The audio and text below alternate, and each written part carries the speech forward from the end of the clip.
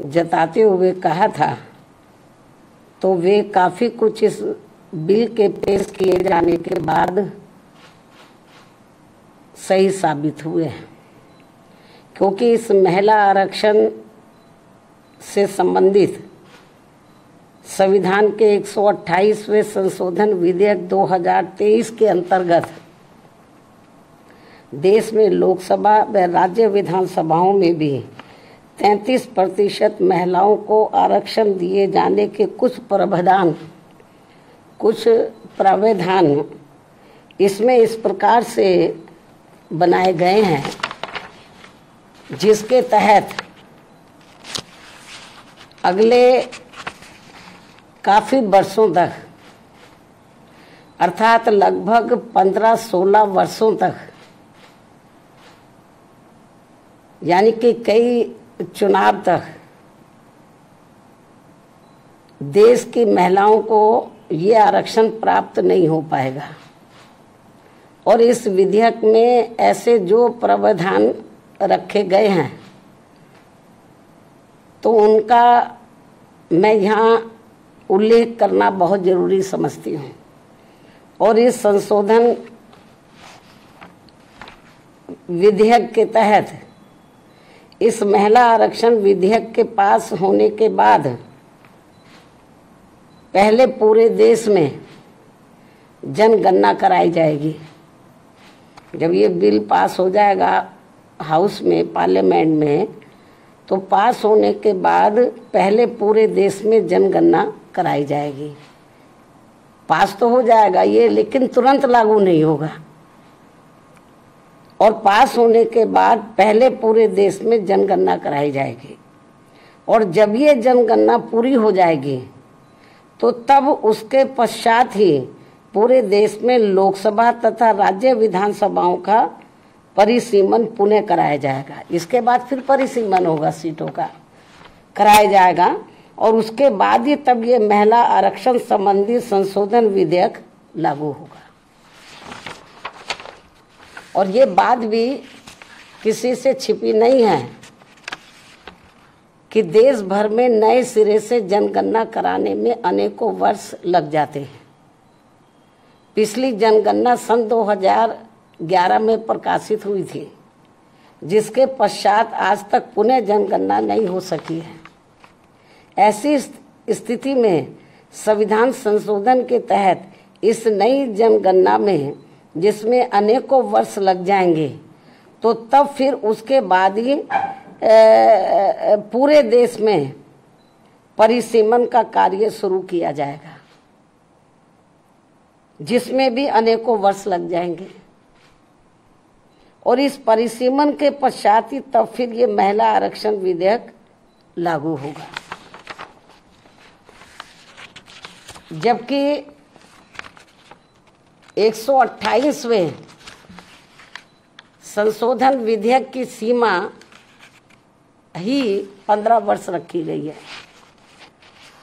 इस प्रकार से ये स्पष्ट है कि ये संशोधन विधेयक वास्तव में महिलाओं को आरक्षण देने की साफ नीयत से नहीं लाया गया है, बल्कि आने वाली विधानसभाओं तथा लोकसभा के चुनावों में देश की भोली भाली महिलाओं को ये प्रलोभन देकर व उनकी आंखों में धूल झोंककर उनका वोट हासिल करने की नीयत से ही लाया गया है।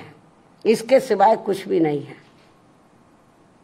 जैसा कि इसमें कंडीशंस रखी गई हैं इसको लागू करने से पहले, जो शर्तें रखी गई हैं।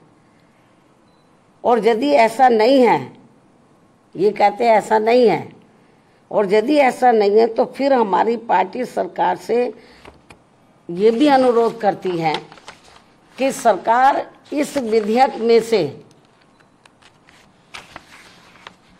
या तो इन दोनों प्रावधानों को निकाले या फिर कुछ ऐसे उपाय तलाशे जिससे इस विधेयक के तहत महिलाओं को जल्दी आरक्षण का लाभ मिल जाए। इसके साथ साथ यहाँ मैं इस बात की भी केंद्र सरकार से पुनः ये अपील करती हूँ कि 33% महिलाओं के आरक्षण के अंतर्गत SC ST को जो आरक्षण दिया जाए तो उसे वर्तमान में लागू आरक्षण के अतिरिक्त दिया जाए। यानी कि जो पहले से इनको SC ST को जो आरक्षण मिल रहा है तो जो इनको 33% SC ST की महिलाओं को जो आरक्षण देना है, तो अभी तक क्या इसमें व्यवस्था है कि जो पहले से इनको SC ST को मिल रहा है तो उसमें से 33% इनको दिया जाए महिलाओं को, और उसको 33% में जो अब लाया जा रहा है, इंक्लूड किया जा रहा है। इससे हमारी पार्टी सहमत नहीं है, बल्कि इनको ये आरक्षण अलग से दिया जाना चाहिए, 33% में दिया जाना चाहिए। इसके साथ ही देश की OBC वर्गों की महिलाओं का भी इस महिला आरक्षण विधेयक में अलग से आरक्षण का कोटा सुनिश्चित किया जाना चाहिए। जो सामान्य वर्गों की महिलाओं की तुलना में ये अभी भी काफी पिछड़ी हुई है, और यदि इन सभी वर्गों की महिलाओं के आरक्षण के मामले में, यानी कि SC ST और OBC की महिलाओं के आरक्षण के मामले में मेरी इस अपील पर सरकार अमल नहीं करती है, तो भी हमारी पार्टी इस बिल का इस खास बात को ध्यान में रखकर समर्थन करती है कि देश में पुरुषों की तुलना में सर्व समाज की महिलाएं अभी भी काफी पिछड़ी हुई हैं। ये वीकर सेक्शन की तो पिछड़ी हैं, लेकिन पुरुषों की तुलना में जो सामान्य महिलाएं वो भी काफी पिछड़ी हैं। जबकि महिलाओं के मामले में वास्तव में सच्चाई तो ये है कि इन्हें अभी तक जो भी अधिकार मिले हैं, जनरली महिलाओं को जो भी अधिकार मिले हैं, तो वे अधिकांश हिंदू कोड बिल के तहत परम पूज्य बाबा साहब डॉक्टर भीमराव अंबेडकर के अथक प्रयासों से ही मिले, जिसे उस समय कांग्रेसी सरकार ने इसे पूरे तौर से पास नहीं होने दिया था, जिसे फिर बाद में टुकड़ों टुकड़ों में पास किया गया। इतना ही नहीं, बल्कि इन वर्गों की महिलाओं को अलग से आरक्षण दिए जाने के मामले में पूर्व में केंद्र की रही कांग्रेसी सरकार द्वारा लाए गए बिल में भी इसकी व्यवस्था नहीं की गई थी, जिसके कारण उस दौरान ये बिल पास नहीं हो सका था। लेकिन अपने राजनीतिक लाभ के लिए अब इस पार्टी के भी नेता, यानी कि कांग्रेस पार्टी के भी नेता, इन वर्गों की महिलाओं को अलग से आरक्षण दिए जाने की बात कर रहे हैं, वकालत कर रहे हैं। इससे साफ जाहिर है कि देश की महिलाओं को लोकसभा व राज्य विधानसभाओं में इनको आरक्षण देने के मामले में बीजेपी व कांग्रेस पार्टी एंड कंपनी के लोगों की पूरे तौर से नीयत साफ नहीं है, और ये सभी पार्टियां इसकी आड़ में केवल इनका वोट हासिल करने के लिए अपने अपने स्वार्थ की राजनीति कर रही हैं और कुछ भी नहीं। इसलिए देश की महिलाएं ऐसी सभी पार्टियों से जरूर सावधान रहें जिनसे इन्हें कुछ भी हासिल होने वाला नहीं है। इन्हीं जरूरी बातों के साथ ही अब मैं अपनी बात यहीं समाप्त करती हूँ। धन्यवाद।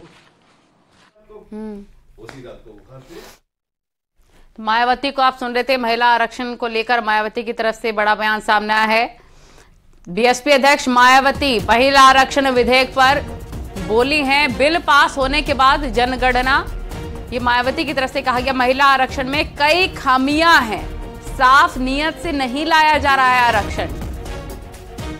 महिला आरक्षण विधेयक पर मायावती का ये बड़ा बयान। प्रेस कॉन्फ्रेंस करके मायावती ने कहा कि साफ नीयत के साथ महिला आरक्षण बिल नहीं लाया जा रहा है, उनकी तरफ से कहा गया है। साथ ही आपको ये भी बताते हैं कि इससे पहले भी कल भी मायावती की तरफ से महिला आरक्षण बिल को समर्थन दिया गया था।